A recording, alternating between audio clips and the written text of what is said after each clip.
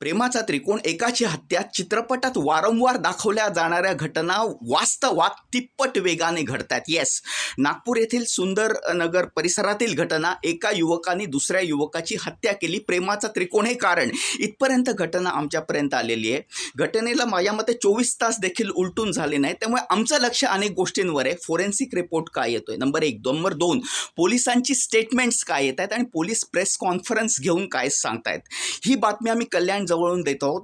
त्यामुळे आमचे जे प्रतिनिधी नागपूरमध्ये आहेत त्यांच्याशी आम्ही संपर्क करून जितके अपडेट, सविस्तर अपडेट मिळतील ते जाणून घ्यायचा प्रयत्न करू. एनिवे, थोडा दुसरा अँगल याबाबत आपण बोलू. मी माझ्या मनोविकार तज्ज्ञ मित्राशी याबाबत बोललो तर त्यांनी तेच सांगितलं, प्रेम प्रेम प्रेम म्हणजे काय असतं, त्यात 5% खरं प्रेम असतं बरेचदा आणि 95% हा अहंकार असतो.